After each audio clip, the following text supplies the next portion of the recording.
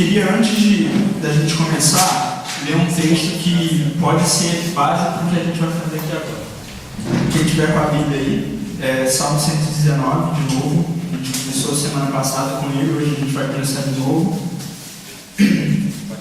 Porque, como eu falei semana passada, Davi, no Salmo 119, ele exalta a lei do Senhor.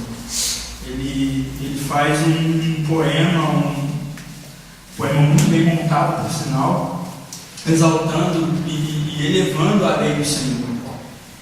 E tudo que a gente vai fazer aqui vai ser baseado exatamente nela, na lei do Senhor, na interpretação da Bíblia, que é a nossa regra de fé e prática. Salmo 119, a partir do versículo 9.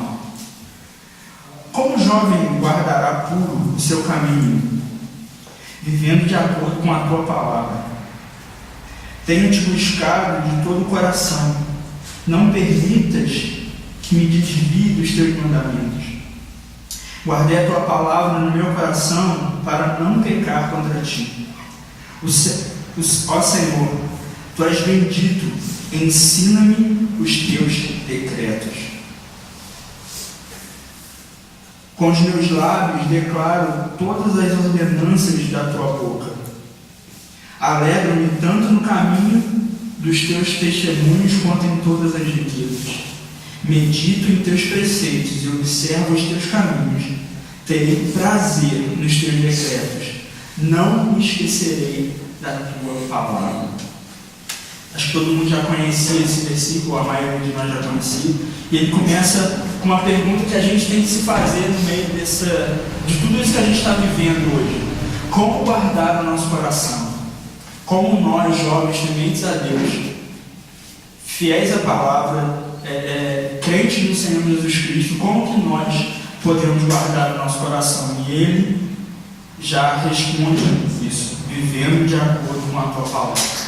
Queria que a gente orasse, que o Senhor, pedindo ao Senhor que Ele nos guie na nossa conversa, em toda a argumentação, que a gente leve nosso pensamento cativo ao Senhor, que a gente, de fato, a partir da lei do Senhor, a gente faça uma leitura do nosso tema e que a gente saia daqui ainda mais preparado para testemunhar do Senhor, ainda mais preparado para exaltar o Senhor aonde quer que a gente esteja e principalmente quando o assunto for esse.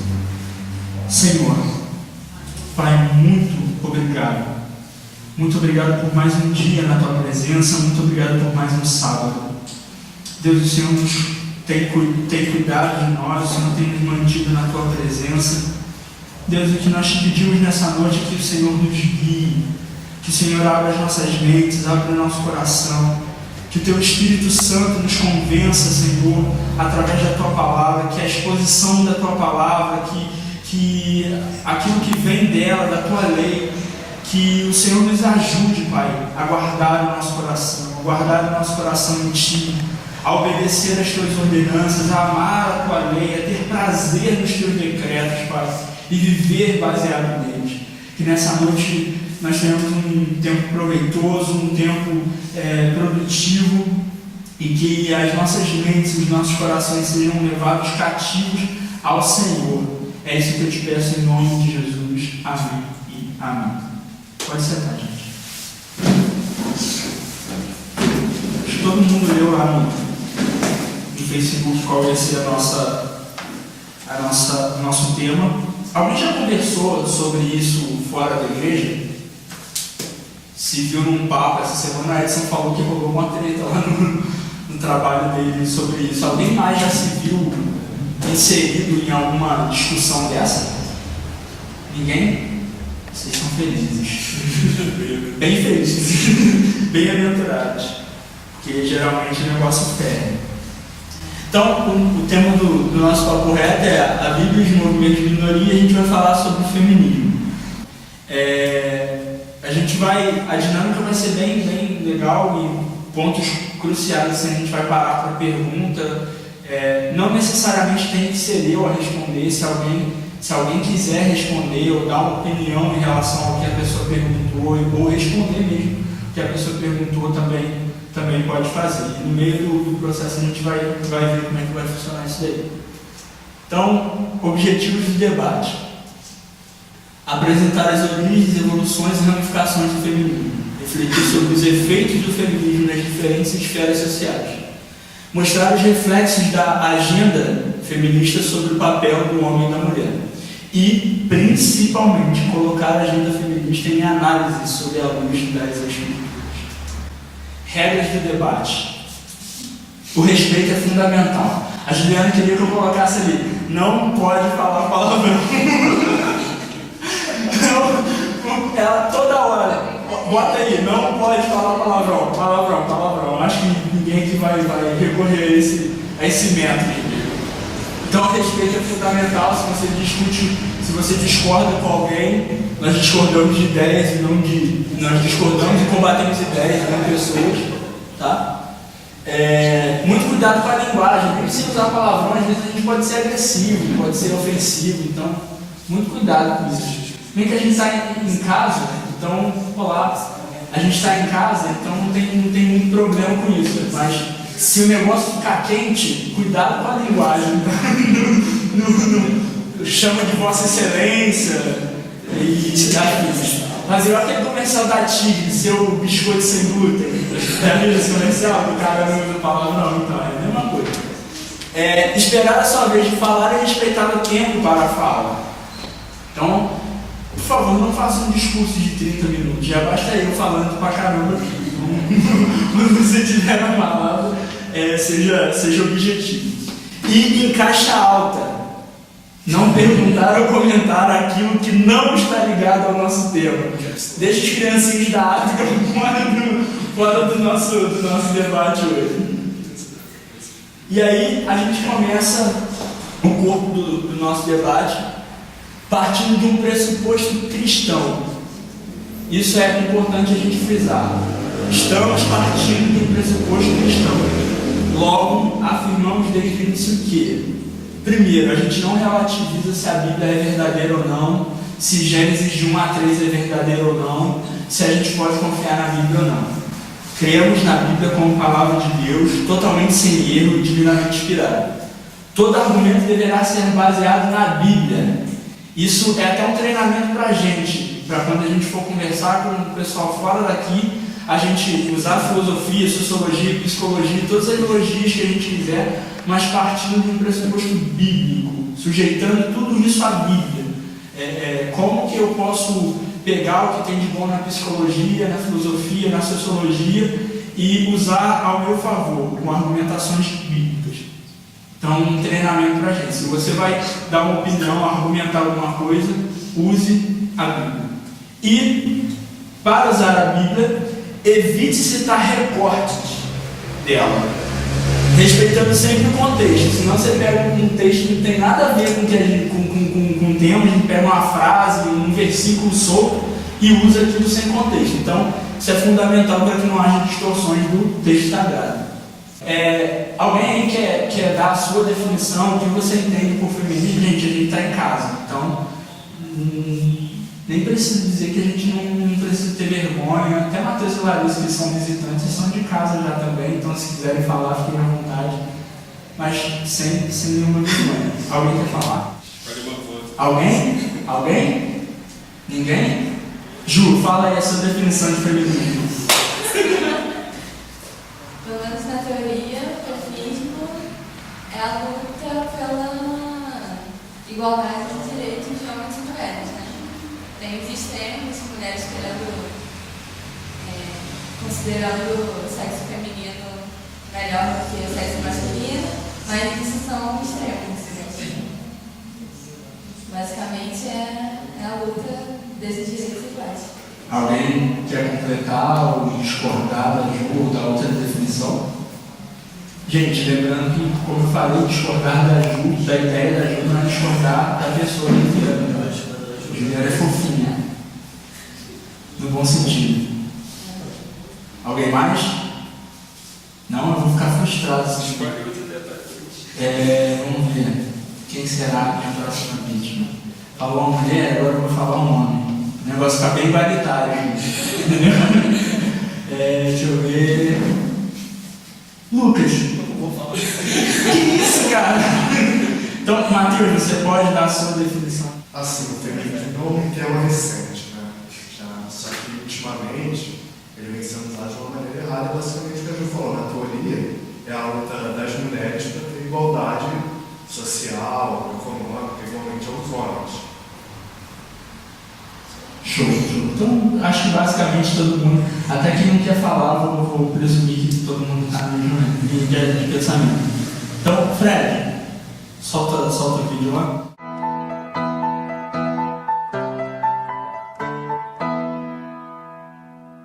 Falar de feminismo hoje é muito arriscado, e por uma razão simples. Pouca gente sabe o que realmente é o feminismo. Geralmente pessoas mais conservadoras não entendem direito o que é o feminismo por considerá-lo uma coisa só, um machismo ao avesso que apoia a dominação das mulheres sobre os homens, que apoia o lesbianismo, a homossexualidade, a antifamília, o anticasamento e o aborto indiscriminadamente e etc. Por outro lado, algumas feministas fizeram do próprio movimento uma espécie de religião camisa de força. E eu explico por quê. A relação sexual entre um homem e uma mulher geralmente é vista como estupro ou violência. A heterossexualidade é quase sempre vista como machista e opressora. Ser mãe é um retrocesso. Você optar voluntariamente por ser dona de casa é você optar por uma vida de escravidão. E pior ainda, o cristianismo foi eleito como a grande religião opressora que promoveu desigualdade entre homens e mulheres. Para começo de conversa, não existe feminismo. O que existe são feminismos, no plural. A maioria dos historiadores concorda que o feminismo pode ser dividido em 3 ondas. E essas 3 ondas têm em comum uma coisa, que o feminismo é um movimento que luta para promover igualdade de direitos entre homens e mulheres. A primeira onda feminista teve início no Reino Unido e nos Estados Unidos, no final do século XIX e início do século XX. A princípio, o que elas queriam era 3 coisas. Elas queriam ter o direito a ter uma casa nos seus nomes, que antigamente era só dos maridos. Segundo, elas queriam acabar com essa história de casamentos arranjados de suas famílias e queriam ter o direito a voto, porque eram apenas os homens que podiam escolher quem seria eleito e quem poderia ser votado. Depois de muita luta, elas conseguiram todos esses direitos. Então chegou a segunda onda, que se espalhou por toda a Europa e boa parte das Américas, de 1960 até 1980, mas agora a briga era outra. O que elas queriam era inserir a mulher completamente no coração da sociedade. Então, pouco a pouco, as mulheres foram ganhando leis contra o estupro, contra a violência doméstica, direito ao trabalho, direito à educação, direito a sair de casa, direito à educação para as garotas. E assim, mais e mais a sociedade feminina foi pensando na questão do sexo. Nos anos 80, as mulheres já faziam uso de métodos contraceptivos e já tinham um controle maior sobre a sua vida reprodutiva. Depois da segunda onda vem a década de 1990 e a terceira onda chega como uma avalanche, porque as mulheres tentam perguntar ou responder qual foi a razão de toda essa desigualdade social entre homens e mulheres durante a história. E a resposta que elas encontraram foi na definição de gênero sexual, homem e mulher. Para as feministas de terceira onda, defender que homem nasce homem e mulher nasce mulher e eles têm papéis diferentes não é apenas um problema, é na verdade a própria raiz de toda a desigualdade social entre homens e mulheres de toda a história. Então, qual é a grande luta do movimento feminista na atualidade? É tirar de circulação completamente essa ideia de que homem nasce homem e mulher nasce mulher. A questão do gênero sexual está tão no centro da agenda feminista de terceira onda que muitos historiadores já dizem que só a terceira onda feminista é de fato feminista, excluindo as 2 primeiras. E por qual razão? A terceira onda feminista redefiniu de tal maneira o ser feminino que talvez nem a primeira nem a segunda onda concordariam com elas. Quem quiser depois, Jean Francisco, o nome desse cara.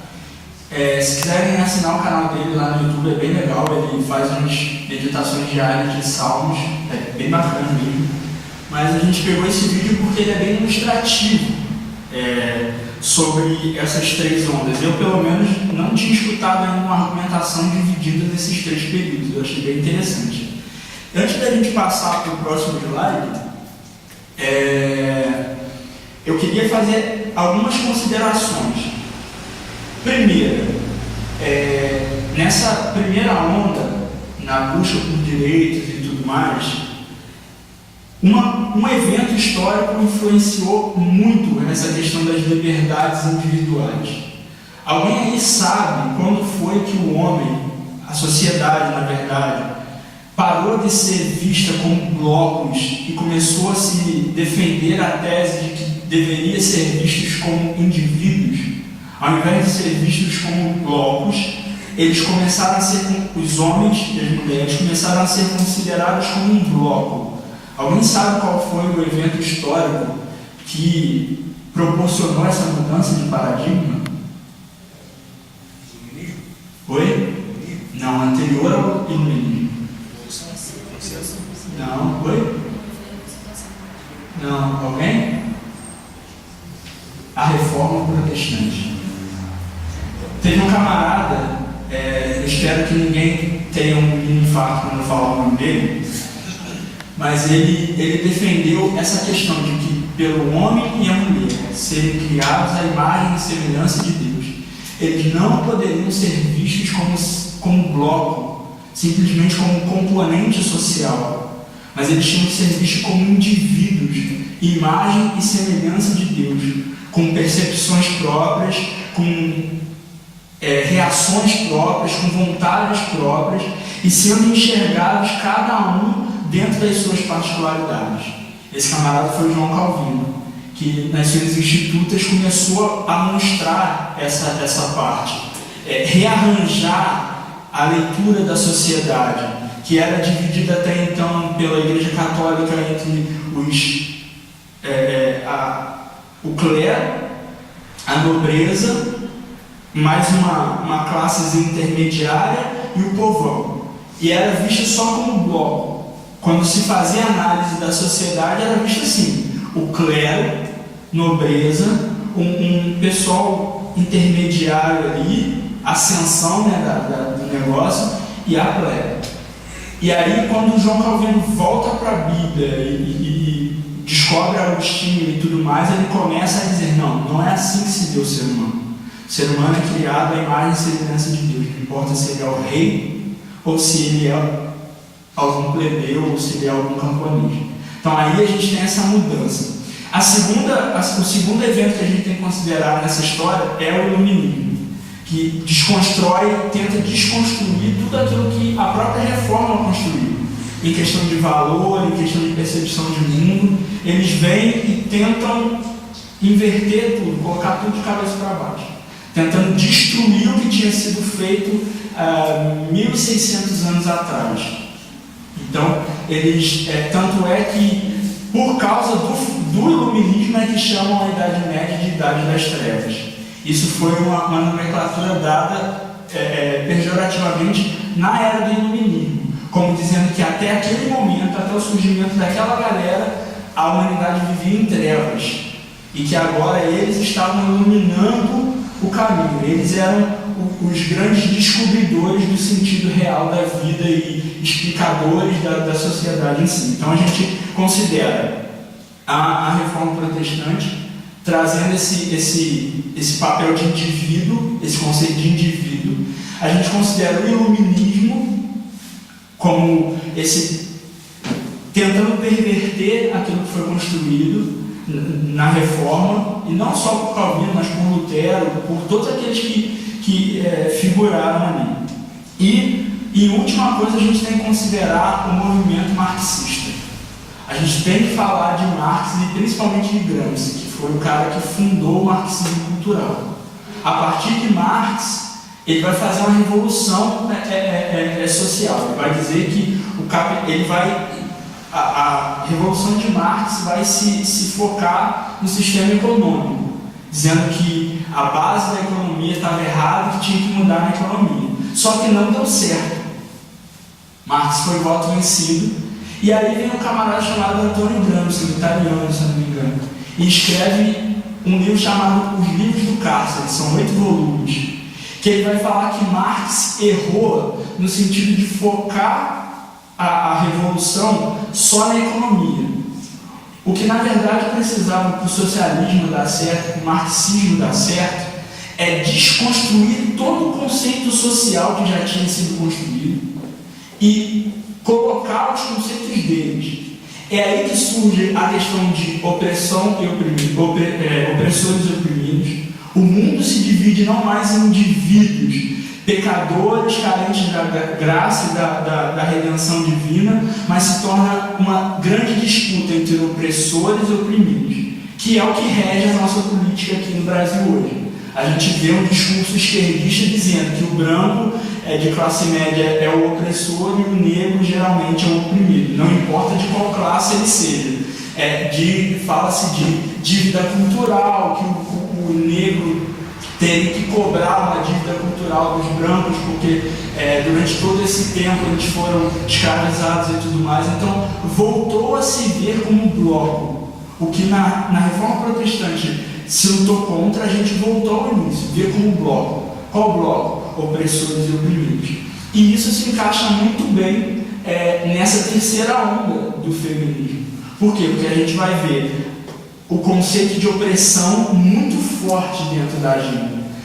O homem sendo, na terceira onda, tá, gente? O homem sendo taxado como opressor, a sociedade sendo taxada como opressora e dizendo que é culpa da sociedade tudo que está acontecendo. Tirando a culpa do indivíduo e colocando a culpa no bloco. Viu esse retrocesso? O indivíduo já não é mais culpado, o indivíduo já não pode ser mais punido, porque ele é fruto do meio, é fruto do bloco. E aí a gente vai passar para alguns pontos da agenda feminista. Até aqui alguém que fala alguma coisa, quer comentar alguma coisa, quer acrescentar alguma coisa? Não? Ninguém? Nenhum? Luciene, tudo. Até tudo. Até não me. Beleza. Então, eu peguei esses pontos, porque tem vários sites, o Edson passou vários sites para a gente falando sobre alguns pontos da agenda feminista, até da Capricho o cara passou o site. Mas tudo bem, a gente perdeu porque ele é o Edson. Isso tudo, se alguém quiser depois, pode ler aqui, saiu da Carta Capital, que não é nem um pouco esquerdista. É totalmente neutra, é uma análise totalmente neutra, tá? Eles não são marxistas, eles não são esquerdistas. Então, tudo isso que a gente vai falar agora é de uma mulher chamada Aline Valek, que escreveu um artigo na Carta Capital tentando condensar os principais pontos das feministas. E vocês podem ligar esses pontos às feministas de terceira onda, que é o que eu acho que a gente está tratando hoje. A gente já não está tratando mais com as duas primeiras ondas. Salários iguais para homens e mulheres. Esse é um dos carros-chefes do discurso. Não é obrigação da mulher cuidar dos filhos, do marido e de casa. O corpo da mulher não é um objeto. E aqui eu abro parênteses para dizer, o corpo da mulher não é objeto, tem-se em mente o quê? Se ela quiser andar com o mínimo de roupa na rua, ela pode, o corpo é dela. Se ela quiser se relacionar com outra mulher, ela pode, o corpo é dela. Se ela quiser dizer que ela não é mulher, ela pode, o corpo é dela. Então está na mão totalmente dela a decisão sobre o próprio corpo, sobre o que ela vai fazer com o corpo. Liberdade sexual, que eu falei, podendo a mulher escolher o que fazer com o próprio corpo. Qualquer ato sexual não consentido é considerado estupro, e ato sexual, muitos vão entender que até o beijo, assim, você está num certo ambiente, claro que guardar as devidas proporções, a gente não está falando de um cara que agarra a mulher do nada, a mulher está passando na rua, o cara já cata o braço dela, está achando um beijo, mas em alguns casos, e isso você pode ver na internet, no próprio YouTube, nos canais feministas, tem muitas meninas que fazem um vídeo falando sobre as agressões que sofreram, e uma das que eu vi, ela falava que ela estava conversando com um garoto há um tempo, e o garoto avançou o sinal e roubou um deles dela, e ela considerou aquilo como um estupro, porque ele violou o espaço dela e roubou um beijo dela, então ele é um machista opressor, estuprador. Enfim. Assédio de rua é uma violência. Assédio de rua, todo mundo sabe, aquele pedreiro lá tá quebrando o negócio, aí passa a mulher, ô, em casa, se eu te pego, ele dá, não sei o quê. Agora, não me perguntem por que as feministas não fazem ativismo na frente de baile funk, na frente de show de sertanejo universitário, na frente do show do Wesley Safadão, não me perguntem, tá? Mas assédio na rua é uma violência à mulher. Não importa quem faz o ato, né? Quem assedia. Vamos lá. Agora uma pergunta para vocês. E se uma mulher assediar uma mulher, o que é? O que é? Eu acho que o universo é. Oi? O universo é que dá. Será que dá erro 404 até ela ficar branca? Não, porque é sério. Porque hoje em dia, uma das caracterizações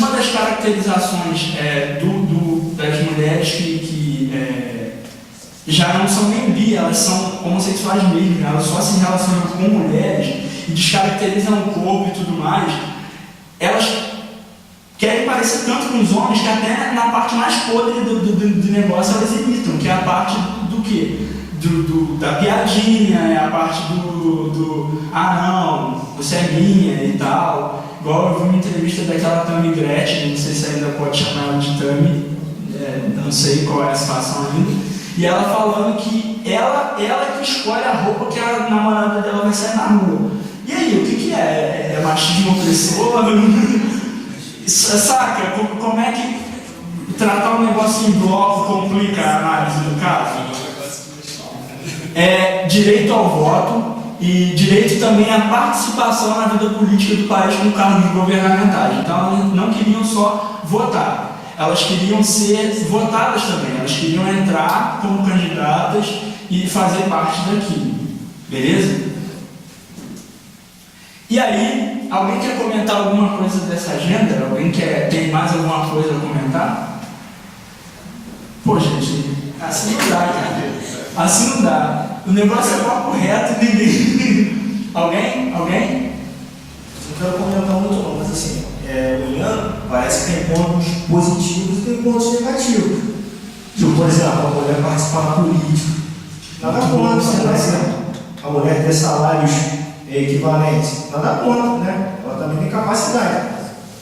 Mas certas coisas, igual tu falou aí, no lance da Tânia, ele se, como eu posso dizer assim, sei lá, é como se a Tânia estivesse lutando pelos direitos que eles estão falando, mas depois ultrapassasse a reta e fosse machista. Ela falou assim, eu não quero mais jogar nesse time, eu vou pro time do machismo opressor. Então muitas coisas eles se contradizem, né? Erram nisso, acho que o sistema falha. Mas tem muita doideira também. Né? Alguém acha isso? Acho que até a gente vê como tem alguns pontos positivos, mas quando a gente vai analisar também a maioria partindo das ondas anteriores do feminismo, né? Você vai ver a questão do voto, já parte lá da primeira onda, né? E questão governamental eu já não sei muito bem. Parece que nem a gente estava falando aí, o problema começa a partir desse feminismo mais moderno, né? No tempo que a gente vive hoje, porque realmente se você observar alguns pontos aí, você não vai ver nada de errado, assim, né? Algo que contradiga talvez a nossa fé ou algo assim.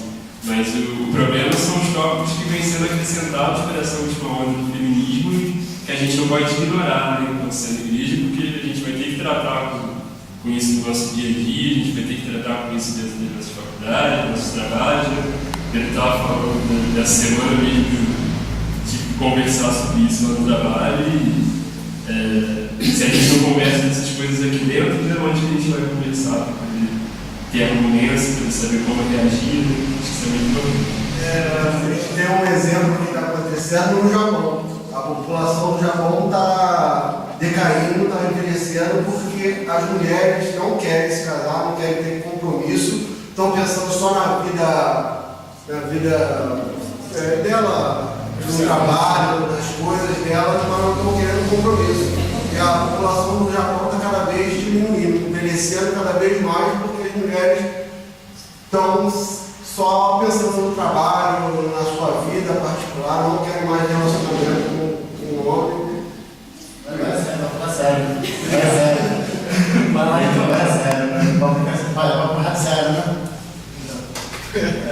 realmente, essa parte do feminismo ele tem tido muitos problemas, né? Até tem envolvido muito na sociedade com isso aí também. Porque a pessoa, se vou botar qualquer tipo de trabalho, se a pessoa falar que é Maria, entendeu? E acaba que tem a interpretação dele está sendo muito aquela teleológica, que joga finalidade.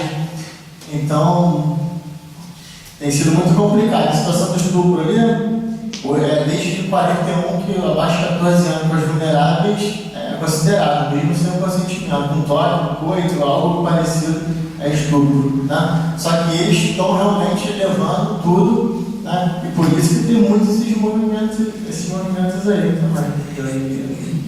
Realmente isso aí é um assunto bem complicado de lidar. E o Ramalho deu agora parecer jurídico como estudante de direito.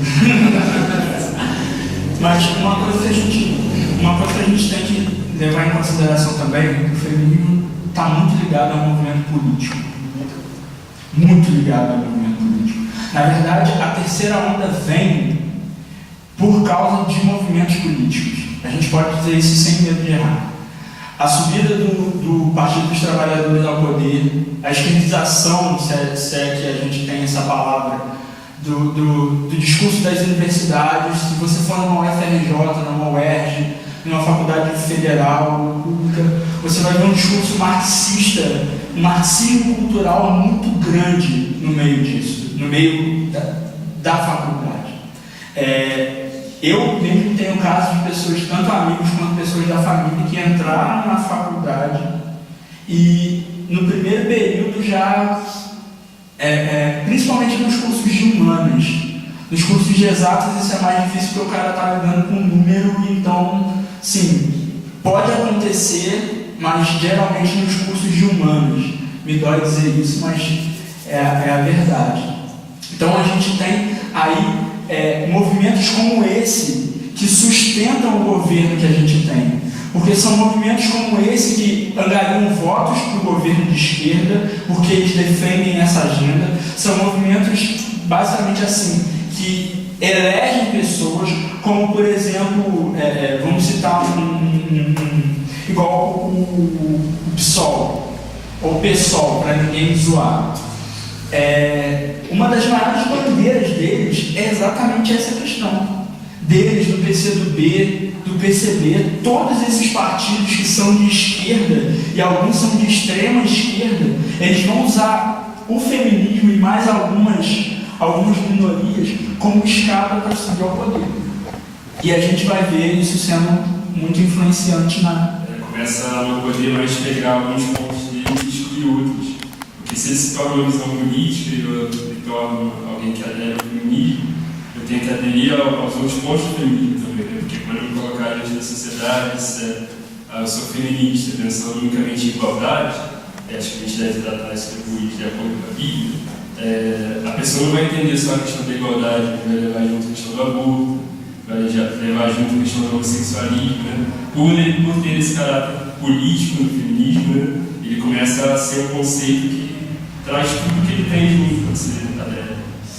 E acreditem vocês ou não, a gente tem crescido muito o número dos chamados cristãos progressistas, que são aqueles que admitem no seu rol de membro indiscriminadamente homossexuais, são aqueles que militam em favor de feminismo de terceira onda. Aqui na cidade mesmo eu conheço uma igreja que ela é igreja só no nome, mas ela é totalmente esquerdista no sentido de até relativizar não. Um dos lemas deles é: Jesus é apenas um dos caminhos que levam a Deus. Todas as religiões levam a Deus. Ninguém vai para o inferno, eu estou falando de uma igreja cristã, tá? Todas as religiões levam a Deus. Se você estiver aqui ou lá, se você estiver matando galinha ou frequentando um culto dominical à noite, qualquer um dos dois vai ser salvo, porque segundo eles Jesus não é o Salvador. E a gente tem que entender também que esses movimentos estão intimamente ligados com o ateísmo, ou a visão que nega que Deus é o criador do ser humano. Por trás dos feministas mais extremados está um pensamento de ódio a Deus. E a gente sabe que isso é por causa do pecado. Pessoas que não nasceram de novo, que são inimigos de Deus. E que, por isso, descartam até a existência do próprio Deus. E vão basear essa luta dizendo que, já que não existe Deus, tem que haver esse equilíbrio. Então, quando a gente fala disso, igual o Edson falou, a gente busca uma carga de ideias como pró-aborto, pró-identidade de gênero, pró-ateísmo, anticristianismo, entendeu? A gente teve o caso mais recente agora, para vocês verem como que o pensamento desse pessoal é meio desalojado. Todo mundo viu aqui o atentado da boate, lá em Orlando. Dias depois tinha um grupo na porta de uma igreja católica em São Paulo protestando. E o cara que assassinou o pessoal era de esquerda. Ele tinha, a ex-mulher dele confirmou, e depois vieram confirmar também que ele tinha ligação com algumas pessoas que estavam dentro da boate. Então ele tinha tendências homossexuais também. O cara era simpatizante de grupos extremistas islâmicos e, por consequência, islâmico, no sentido ideológico da coisa. E aí não foram a nenhum lugar de culto do Islã, foram a uma igreja cristã. Por quê? Porque pegaram a igreja como o principal opressor, como o principal inimigo da causa deles. Então, não importa o que se faça, eles sempre vão voltar a mira para a igreja, dizendo que a igreja perpetua o que eles chamam de cultura machista e opressora. Mas chegamos agora a um ponto muito interessante. Está todo mundo com Bíblia aí? Sou crente.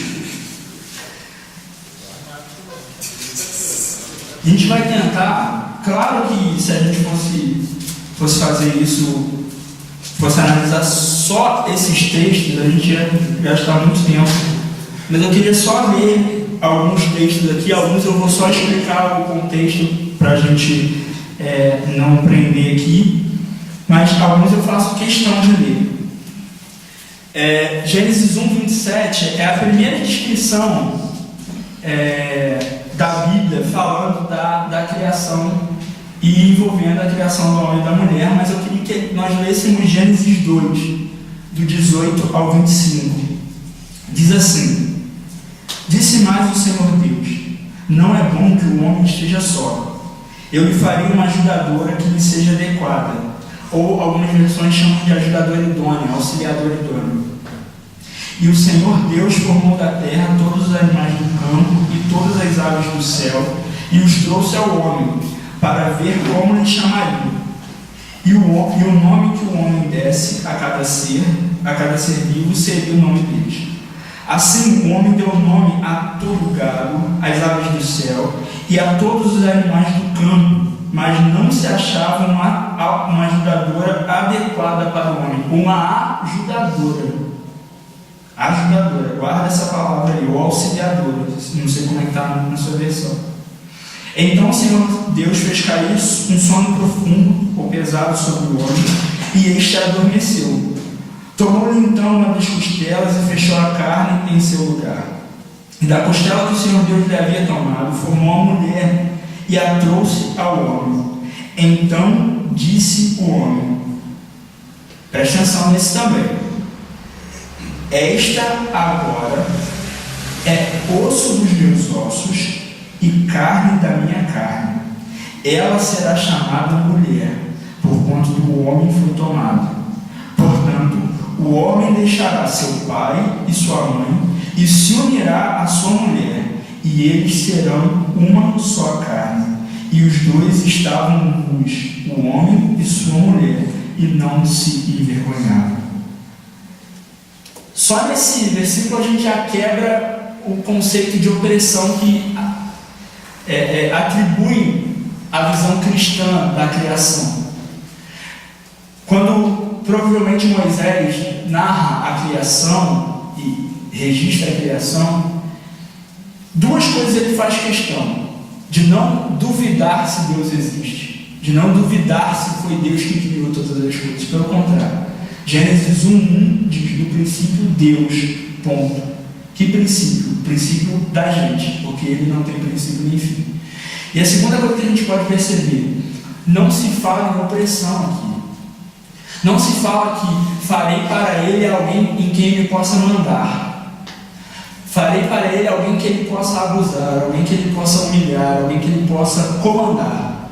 Farei para ele uma ajudadora. Então, já vai o primeiro tópico do negócio. Ajudadora. A mulher, antes de tudo, e dignamente, é uma ajudadora. Ajudadora de um jeito pejorativo, né? Como alguém que vai só fazer uma parte final da tarefa que já estava sendo feita pelo homem. Eu acho que o sentido da palavra aí, e até você pensando no que Deus vai falar depois com o homem e com a mulher, da missão de procriar e de terra, é que sem a mulher, sem a criação dela e ela estando na vida do homem, seria impossível o homem completar a missão que ele tinha que fazer. Então não é uma ajudadora no sentido de completar uma pequena parte que faltava, né? Mas no sentido de realmente ser impossível fazer se não existisse a mulher. O homem não conseguiria completar a missão, né?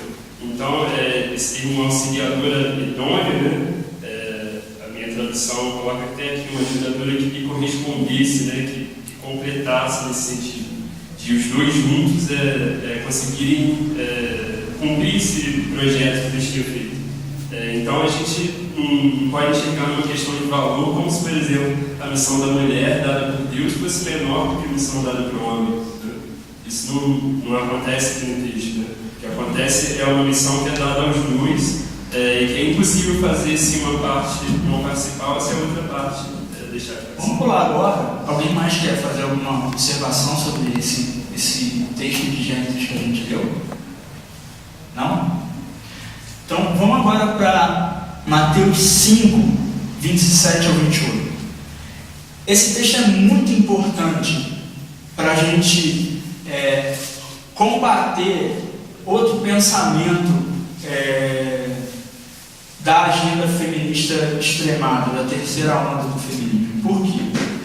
Porque a sociedade em geral grita por liberdade do corpo, por liberdade de expressão, de fazer o que quiser com seu corpo, ser dona do próprio corpo, meu corpo, minhas regras. E diz que o cristianismo é extremamente castrador. Só que foi a partir do momento que jogamos a ética e a moral cristã no lixo, é que nós começamos a ter problemas. Olha por quê. Olha o que é Jesus falando, tá, gente, aqui. Olha o que ele fala no capítulo 5, versículo 27. Ouvistes o que foi dito. Só contextualizando, isso daqui é o Sermão do Monte. Jesus está pegando os 10 mandamentos e ampliando os 10 mandamentos. Ele está tornando o negócio mais difícil. É como se ele estivesse dizendo assim: olha, vocês querem ser meus discípulos? Então eu vou falar o que um discípulo, o que eu espero de um discípulo meu. E ele está falando isso aqui, olha. Ouvistes o que foi dito: não adulterarás. Eu, porém, vos digo que todo aquele que olhar com desejo para uma mulher já cometeu adultério com ela no coração. O próprio Senhor Jesus ensina que aqueles que participam do reino, aqueles que fazem parte do povo do Cordeiro, eles têm o próprio corpo em honra ao Senhor e entendem que o corpo do outro é também em honra ao Senhor. Então, por isso, o outro não pode ser objeto de prazer para mim, a não ser que eu seja casado com aquela pessoa, a não ser que eu tenha um relacionamento com aquela pessoa. Então, todo tipo de conduta, e principalmente o que ele está querendo aqui dizer no sentido de, no pensamento, é aquilo que às vezes você não verbaliza, aquilo que às vezes você na hora ali não vai deixar transparecer, mas que no seu coração você está alimentando. E aí um dos argumentos em relação à pornografia: você está alimentando, tendo desejo por uma mulher que não é sua esposa, que você não tem relacionamentos com ela, e você está puramente tornando ela um objeto do seu prazer. Então, muito antes de se falar meu corpo, minhas regras, Jesus já dizia, olha, tenha o seu corpo como propriedade do Espírito Santo. E o corpo da outra pessoa, mais ainda. E isso serve para homens e para mulheres. Se uma mulher olhar para um homem que não é dela, no sentido de ter de aliança, de compromisso, e desejá-lo no seu íntimo, ela já está pecando. Então, o cristianismo ele tem todo um código moral. Ele não é uma religião moralizante, mas ele tem um código moral. E dentro do código moral tem estipulado os papéis e os limites de cada um. Os limites do Pedro como Pedro, os limites do Filipe como Filipe, da Gisane como Gisane. Eu não posso simplesmente, ao meu bel prazer, de maneira egoísta, tornar uma pessoa objeto para que eu sinta prazer ou para que eu tenha algum tipo de contentamento.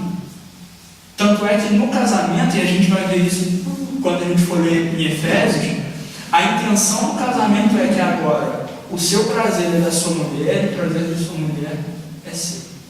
Os dois se tornam uma só carne e você não vive para simplesmente satisfazer os seus desejos, mas a ideia de que um vai satisfazer o desejo do outro.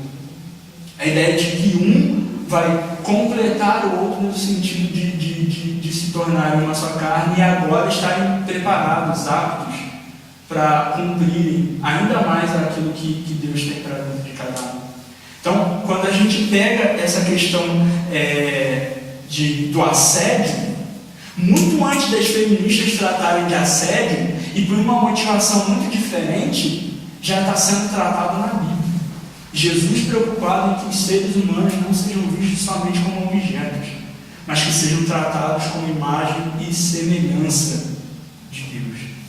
Como, ainda que manchado, mas a imagem de Deus ainda habita em cada um de nós. Alguém quer falar alguma coisa? Quer fazer alguma observação, algum comentário? E acho que é interessante essa questão do motivo que você falou também. Porque nas duas agendas você vê, por exemplo, vamos pegar o exemplo do assédio, né? O feminismo coloca como erro o assédio. E a gente viu agora que o cristianismo também a gente poderia dizer que considera, mas por motivos diferentes, né?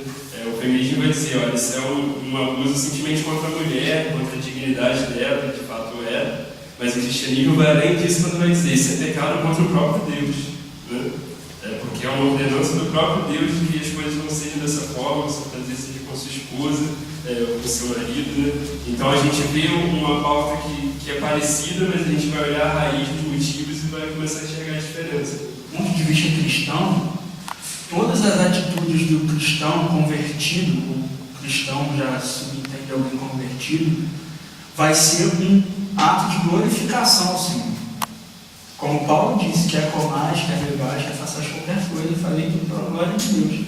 Então, para o homem cristão, para a mulher cristã, até mesmo o possuir o próprio corpo e o corpo do outro, o jeito como eu trato as minhas relações de amizade, como eu trato o meu namoro, como eu trato o meu casamento, tudo isso tem como finalidade última a glória de Deus, não o contentamento humano. Não simplesmente uma vaidade humana, alguma coisa do tipo. Mas você olhar para aquela pessoa e saber, não, ali, ainda que não seja um cristão, ainda que não seja uma cristã, você olhar para a pessoa e falar, não, ela ainda é imagem e semelhança de Deus.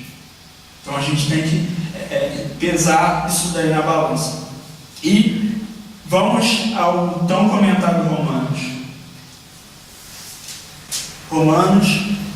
Eu não vou ler Romanos 3, do 9 ao 20, porque é grande o negócio.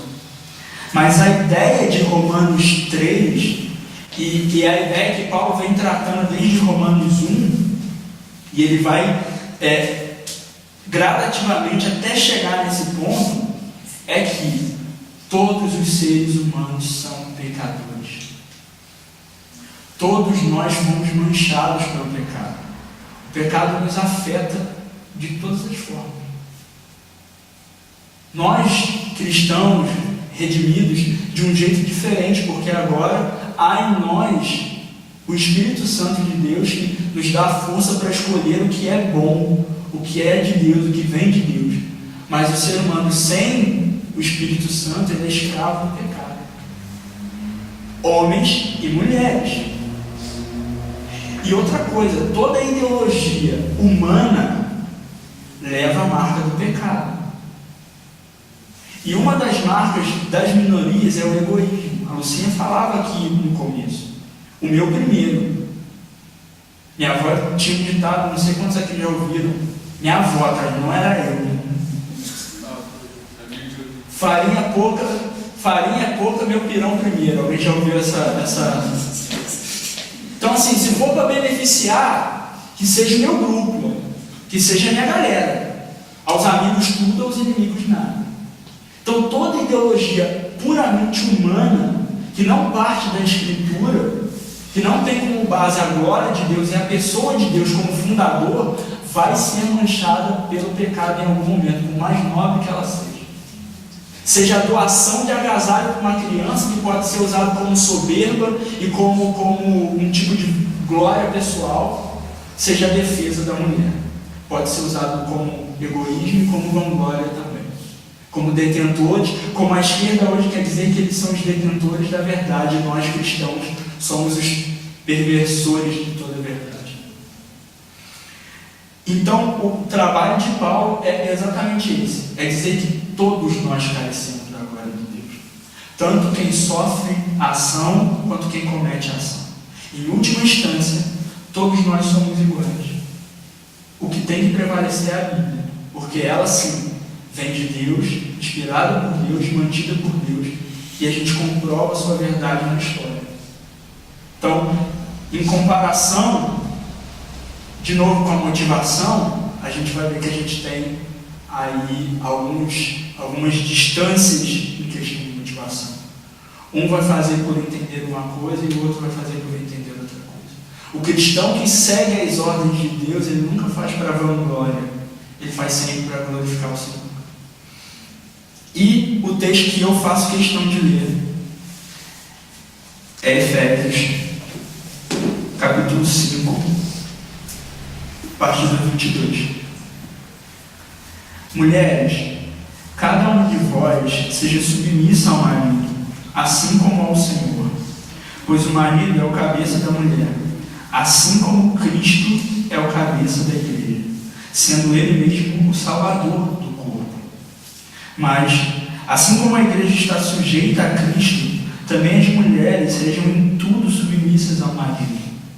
Maridos, cada um de vós ame a sua mulher, assim como Cristo amou a igreja e a si mesmo se entregou por ela, a fim de santificá-la, tendo purificado com o lavar da água pela palavra, para apresentá-la a si mesmo como igreja gloriosa, sem mancha, nem ruga, nem qualquer coisa semelhante, mas santa e irrepreensível. Assim, o marido deve amar a sua esposa como ao próprio corpo. Quem ama a sua esposa, ama a si mesmo, pois ninguém jamais odiou o próprio corpo, antes alimenta-o e dele cuida, e assim também Cristo em relação à igreja, porque somos membros do seu corpo. Por isso o homem deixará pai e mãe e se unirá à sua mulher, e os dois serão uma só carne.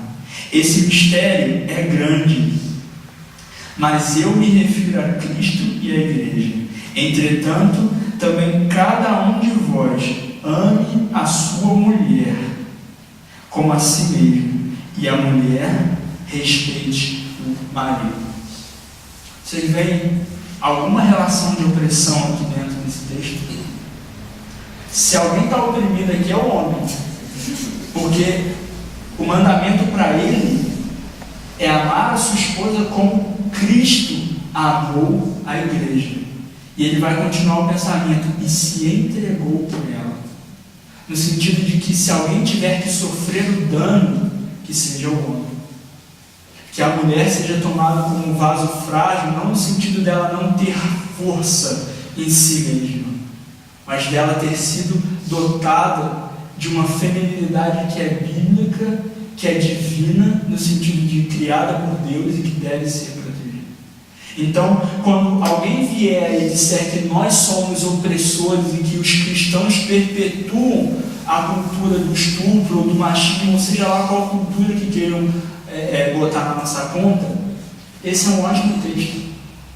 Porque as pessoas dizem acreditar em Jesus e sabem o que Jesus fez.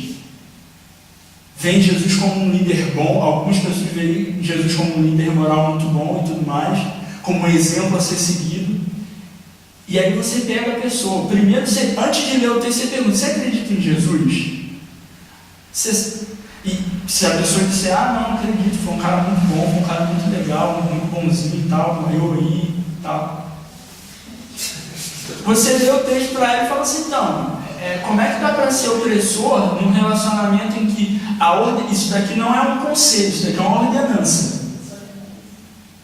Como é que dá para ser opressor numa relação em que a ordem de Deus é que eu me sacrifique pela minha esposa e que eu cuide dela como Cristo cuida da sua igreja? E a palavra diz que Deus cuidará. Jesus disse que nenhum dos seus se perderiam. Ele manda o Espírito Santo para que a igreja dele possa ser guardada e irrepreensível até o último dia. Ou seja, ele dispõe de todos os argumentos, todos os artifícios possíveis para manter a sua noiva intacta, protegida do lobo, do ladrão ou as figuras caminhosas. Daí algum ponto certo crédito do feminismo no seguinte ponto: acho que eles enxergaram um problema muito real e muito sério. Porque quando a gente olha para esse texto e faz um paralelo com a nossa sociedade de hoje e se pergunta se a gente tem visto isso, a gente sabe que não tem visto. Né? Então acho que elas enxergaram um problema muito real, que é a questão de como o homem tem se comportado dentro do relacionamento, como o homem tem se comportado na sociedade, só que elas não enxergaram a solução. Elas enxergaram o problema do homem perdendo seu posto e enxergaram como solução. Então nós vamos tomar esse lugar. Se o homem não tem sido líder, se o homem não tem sido cuidador, então vamos nós assumir esse posto, vamos nós reger a sociedade.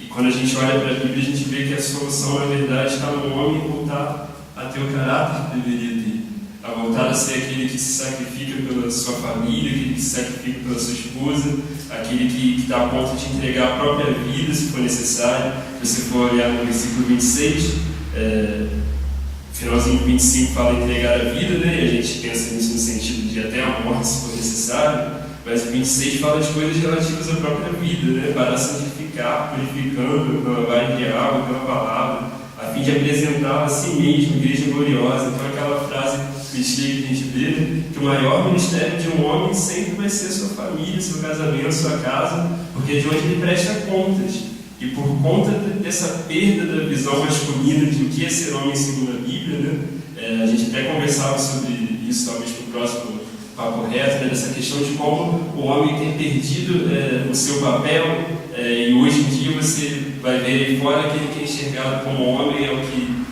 tem relacionamento com várias meninas, ou então é um cara que é agressivo, é um cara que é bruto, e se perdeu essa visão bíblica do homem que entrega a vida pela mulher, do homem que entrega a vida pela família. Então, acho que a gente deve olhar para as pautas do feminismo e pensar: eles entenderam o problema, mas a gente tem a verdadeira solução, transformação de caráter. Eu acho que essa inversão de valores é pelo que a gente falou, que é um pressuposto feminista, extremado e muito recorrente. Deus não existe. Nós somos frutos de uma evolução. Então, se Deus não existe papel pré-definido para cada uma das partes. Nós fazemos o nosso papel.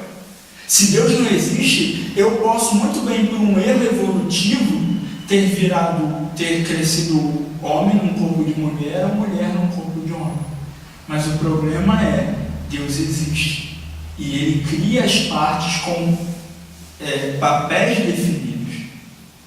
E até mesmo aqueles que não têm a fé, aqueles que ainda não foram iluminados pelo Espírito Santo e não vieram à fé, muitos deles têm essa consciência de que homem e mulher têm os seus papéis. a gente vê desequilíbrio nas duas partes, tanto dentro da igreja, o autoritarismo, a questão do homem não entender a mensagem do papel dele, como o Edson disse, e tanto lá fora. É claro que olhar para dentro da igreja e ver isso é bem mais chocante do que lá fora, porque você pressupõe que aquele que veio se submeteu a Cristo. Então a gente tem que considerar tudo isso.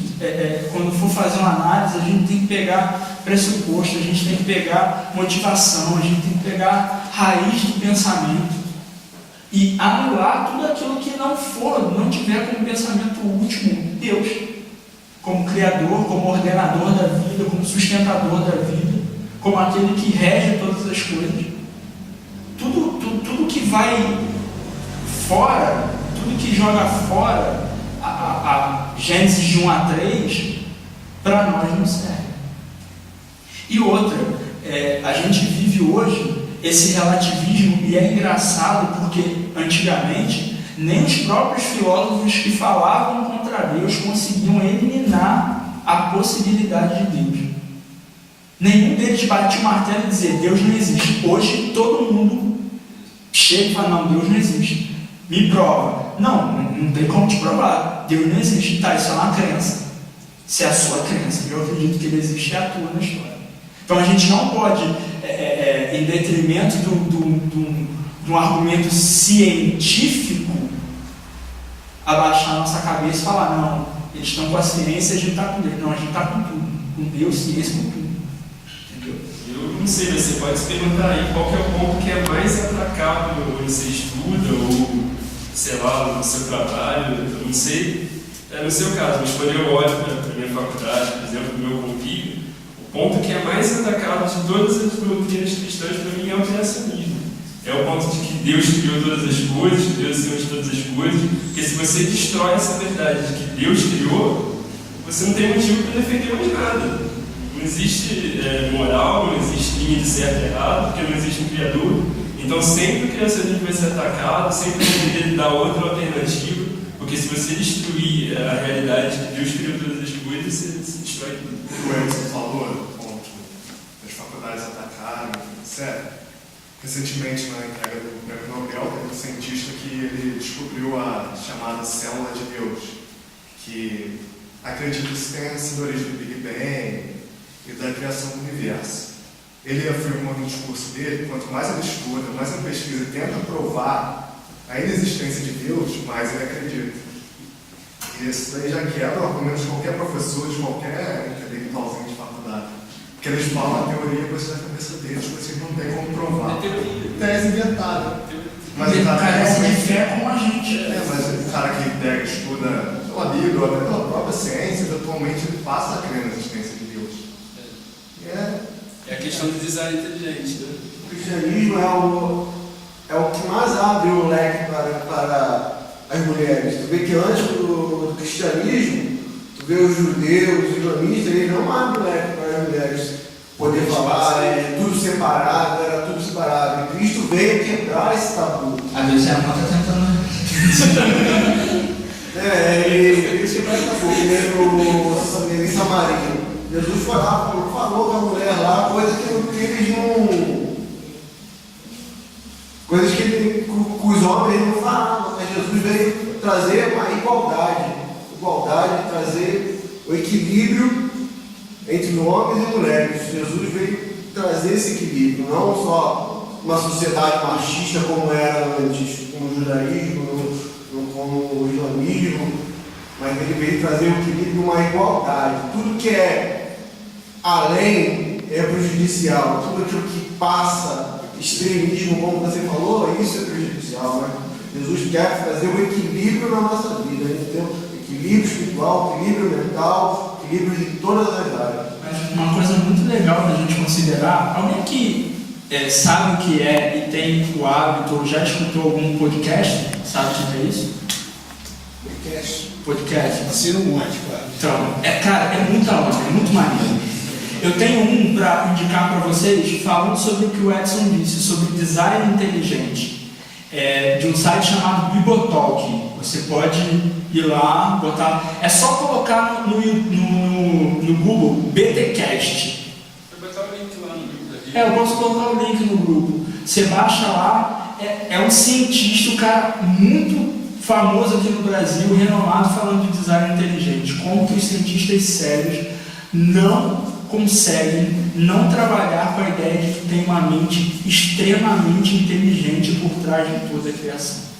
E aí, dentro das cosmovisões, a cosmovisão que é mais coerente, e por isso batem tanto no cristianismo, porque a cosmovisão mais consistente em relação ao mundo, a todas as esferas do mundo, é o cristianismo.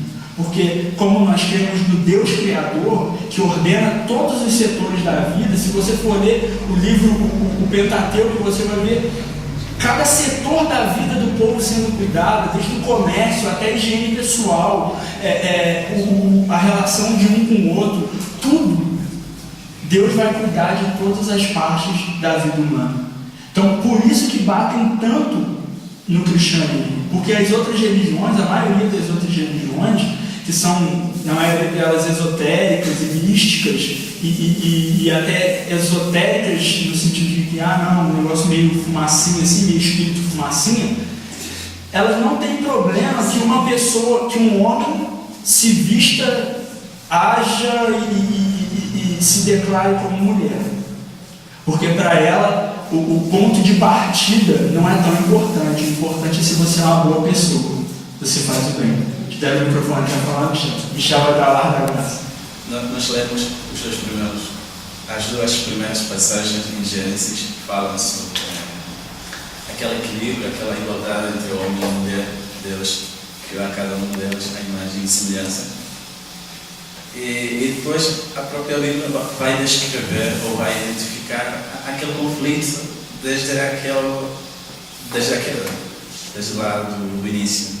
Se nós lermos Gênesis 3:16, e eu vou ler, e a mulher disse: multiplicarei grandemente a dor da tua concepção, em dor darás alguns filhos. E esta parte é importante e interessante. E o teu desejo será para o teu marido, e ele te dominará. Aqui vemos o resultado da queda, do pecado. Se antes havia um equilíbrio entre o homem e a mulher, a igualdade entre o homem e a mulher, o pecado trouxe resultados visíveis e muito feios, muito mais. Aqui vemos o desequilíbrio, mais uma vez. E aqui a palavra desejo, se nós olharmos para o significado, quer dizer o desejo de ter alguma coisa, mas é um desejo intenso de ter alguma coisa. E vemos que a mulher terá este desejo de ter alguma coisa com relação ao homem. Se o homem tinha uma certa função, então a mulher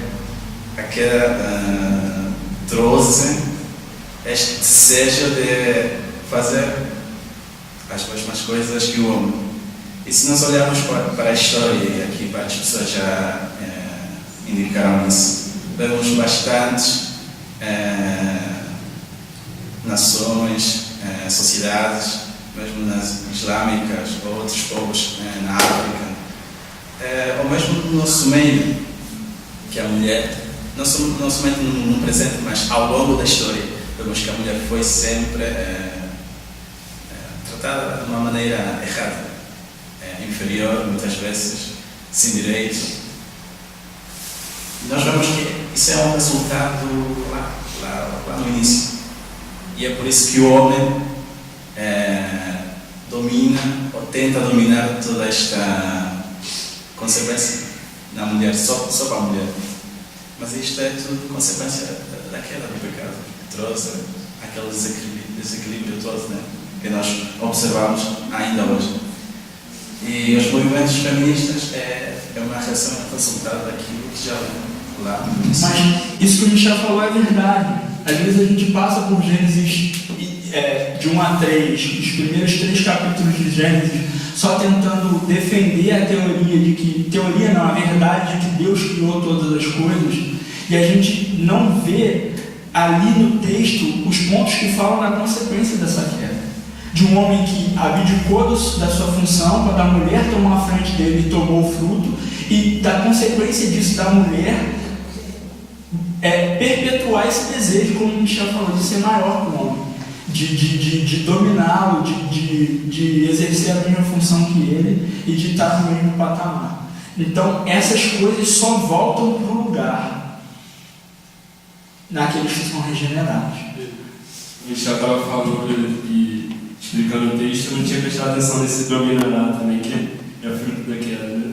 E se o fruto da queda é a dominação, a tentativa de dominação do homem sobre a mulher, então a gente não pode considerar que o desejo de Deus antes, quando ele dá uma ajudadora, fosse que ele a dominasse. E nem que quando lá na frente Paulo vai falar de submissão, o sentido de domínio, né? Já que é uma consequência da queda. Né?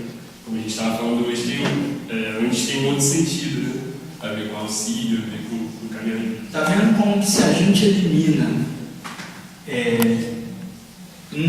a base do cristianismo, a base da nossa fé, que é que Deus é criador de todas as coisas, a gente perde totalmente o chão para existência, para tudo, porque vira tudo um negócio sem sentido.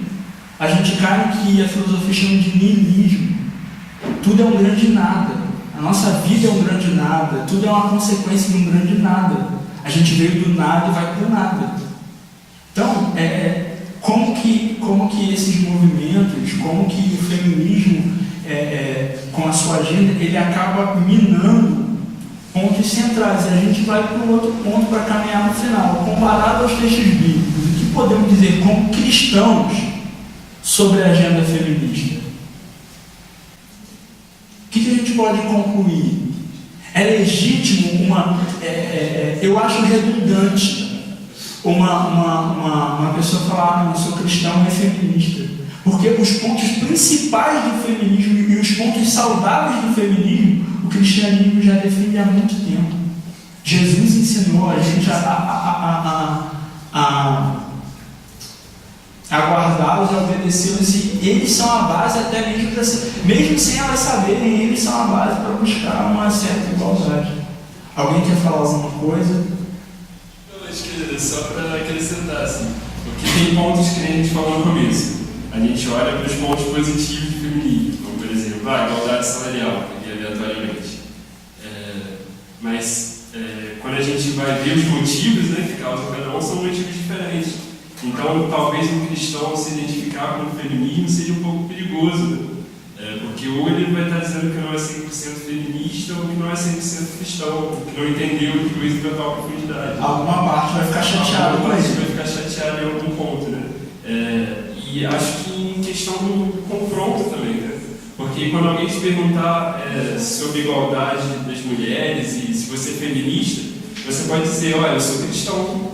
E por crer no cristianismo, eu defendo que as mulheres são criadas com o mesmo valor, que as mulheres têm as mesmas capacidades e que Deus nos criou para funções diferentes, para estabelecer papéis diferentes, mas sem que um seja maior do que o outro, porque eu sou cristão. Eu não preciso me adequar a uma pauta de ideologia para defender a igualdade, né?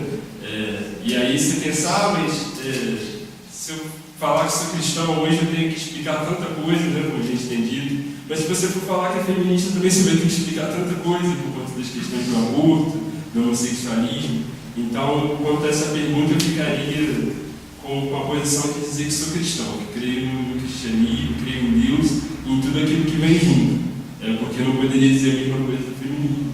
Uma das nossas responsabilidades, como jovens e pensantes, formadores de opinião e incluídos no discurso público, é resgatar e voltar à escritura para resgatar o sentido real da feminilidade e da masculinidade bíblica. Esse é o antídoto. Se nós temos um motivo para que houvesse a criação desse movimento, no sentido de que os homens cristãos passaram a não mais transparecer esse cuidado, as mulheres cristãs contaminadas por esse vírus começaram a meio que se rebelar contra seus maridos, o antídoto de tudo isso é voltar às Escrituras, entender o papel de cada um, não só dentro do casamento, mas dentro da sociedade. Entender o que cada um de nós, como agente de Deus, no lugar que nós estamos, criados com uma finalidade, com uma função, criados não só com uma função, mas com um propósito amoroso da parte de Deus, A gente precisa resgatar essas coisas. E a gente só vai conseguir fazer isso nos submetendo ao Senhor. E principalmente, que o Espírito frutifique em nós. Os frutos do Espírito sendo acentuados em nós, para que a gente consiga transparecer o que de fato é o cristianismo e o que de fato é aquilo que o cristianismo defende. Não o cristianismo, mas o que de fato nós aprendemos com Jesus sobre como eu me portar como homem, e vou usar o exemplo da Natália, que é minha namorada, a Natália se portar como mulher. Então, desde as nossas relações de amizade, passando por namoro, noivado, casamento, nós, jovens, que estamos para casar, que estamos para constituir famílias, que estamos para dar ao mundo um modelo de união, representar a união verdadeira planejada por Deus, é uma responsabilidade nossa viver um cristianismo autêntico em todos os nossos relacionamentos, seja amizade, seja relacionamento profissional, seja relacionamento afetivo no sentido de namoro ou noivado de casamento. Então, o lugar onde essas coisas se encaixam e voltam ao normal é a igreja, é o corpo de Cristo. Alguém quer falar mais alguma coisa? Não? Acho que a gente já respondeu essa pergunta ao longo do nosso debate. Nosso papel é simplesmente proteger, como homens, proteger, respeitar.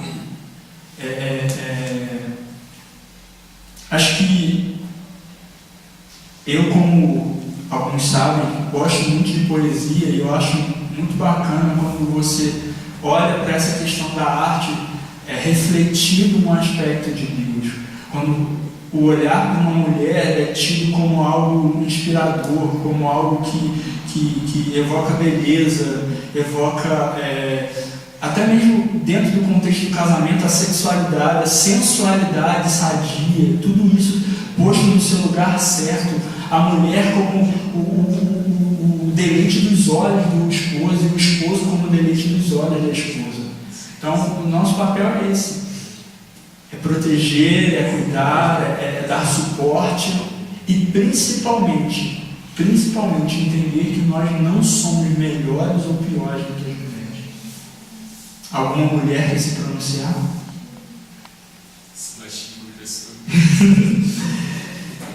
E antes de passar para o último slide, não precisam abrir. Eu queria só que a gente terminasse a nossa reflexão ouvindo o que, talvez, fazendo uma piadinha aqui, talvez o cara que mais entendia de mulher na Bíblia acabou escrevendo. Provérbios, capítulo 31, entendia porque multiplicou os seus dores como entre mulheres. Né? Então, mas ele escreve no final do livro de Provérbios uma poesia sobre a feminilidade bíblica, uma poesia sobre o verdadeiro significado de ser mulher e aquela mulher que deve ser admirada e o ideal que deve ser seguido. A partir do versículo 10 do capítulo 31, ele diz assim: mulher virtuosa, quem a achará? Ela vale muito mais do que joias preciosas. O marido confia nela totalmente e nunca lhe faltará coisa alguma. Ela lhe faz bem todos os dias da sua vida e não mal. Busca lã e linho de boa vontade, trabalha com as mãos. É como os navios mercantes que de longe trazem alimentos. Levanta-se de madrugada e alimenta sua família, distribui tarefa às suas servas. Avalia um campo e compra-o, planta uma vinha com a renda do seu trabalho. Dedica-se com determinação e se esforça. Percebe que seu ganho é bom e de noite sua lâmpada não se apaga. Com as mãos segura o fuso e com os dedos pega a roca. É generosa com o pobre, sim, ajuda o necessitado. Quando vem a neve, não se preocupa com sua família, pois todos estão bem agasalhados.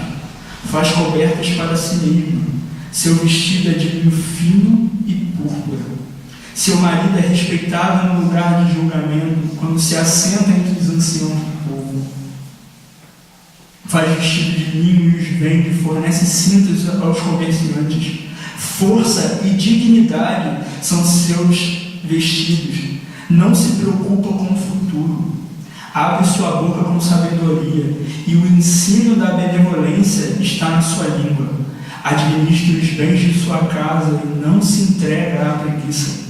Seus filhos se levantam e a chamam bem-aventurada. O marido também elogia, dizendo: muitas mulheres agem de maneira virtuosa, mas tu superas a todos. A beleza é enganosa e a formosura é vaidade, mas a mulher que teme o Senhor, essa será elogiada. Que ela seja recompensa por seu esforço e seu trabalho. Que ela seja recompensada por seu esforço e seu trabalho, elogiada em público. Acho que é um bom fechamento para a gente. Mostra a mulher trabalhando, mostra a mulher ativa, mostra a mulher forte, a mulher como aquela sábia que o próprio Salomão vai dizer que edifica a sua casa e chuta para longe toda a margem para que chamem o cristianismo e aqueles que seguem a palavra de Deus como machistas e opressores. No reino de Deus, tudo é para a glória dele. Por isso eu fiz questão de fechar com só lhe deu glória. Que a glória seja dada somente ao Senhor, em todos os aspectos da nossa vida. Se somos solteiros, se somos casados, se namoramos, numa conversa como essa, num debate com alguém de fora, na defesa da nossa fé, que toda a nossa motivação não seja ganhar discurso, não seja sair vencedor do debate, mas que, ainda que a gente saia sendo chacotado ou qualquer coisa do tipo, que pelo menos a glória do Senhor seja dada pela nossa boca. Alguém quer falar alguma coisa? Não? Queria que a gente ficasse de pé. Se você gostou, curte aí, dá um like, se inscreve no canal. O canal da Rede Jovem, assinem lá no YouTube, você vai receber atualizações dos nossos momentos de louvor, das nossas palavras. O link vai estar aqui. O link vai estar aqui. Deixa o seu, compartilha lá, vai lá no Facebook onde a gente compartilhou, bota lá vídeo novo e tal, isso aqui. Brincadeira.